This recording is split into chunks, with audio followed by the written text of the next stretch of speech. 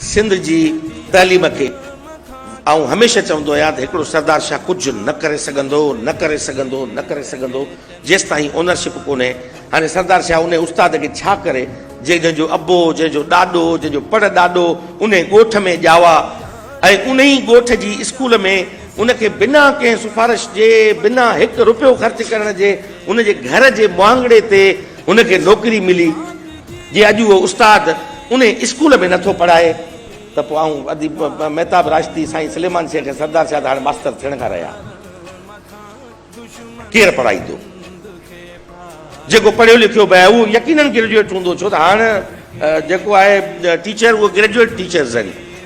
हाणे BA पास, BA या BSc शर्त आहे त उहो उस्ताद जेको ईंदो, हींअर 50,000 उस्ताद सिंध में हिन जो हिसो थियण वञनि पिया हाणोके सिस्टम जो।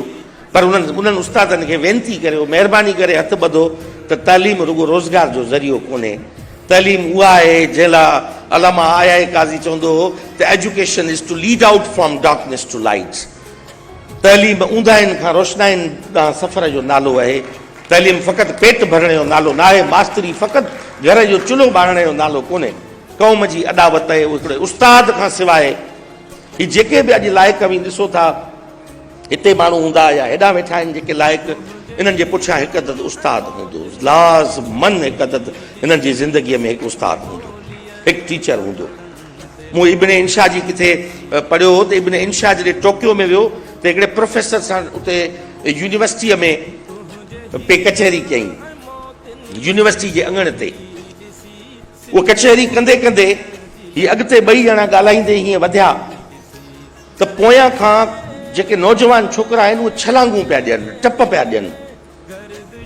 त इब्न इंशा उन उस्ताद खां पुछियो त ही पोयां खां ही छलांगूं ऐं टप छो पिया ॾियनि इहे शागिर्द?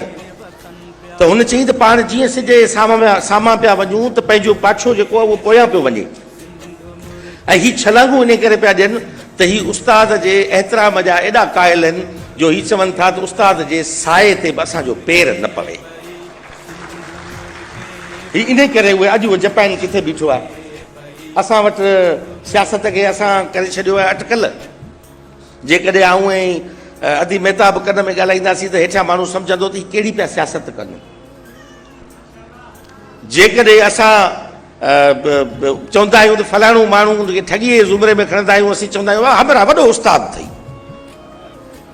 हमरा वॾी मूंसां उस्तादी करे वियो हलियो। त असांजे माना इन मां अंदाज़ो लॻायो त जेके कॉमन सेंस आहिनि, कॉमन चवणियूं आहिनि, गुज़ारतूं आहिनि, पहाका आहिनि, इन मां उन समाज जे ज़हनी कैफ़ियत जी रिफ्लेक्शन थींदी आहे।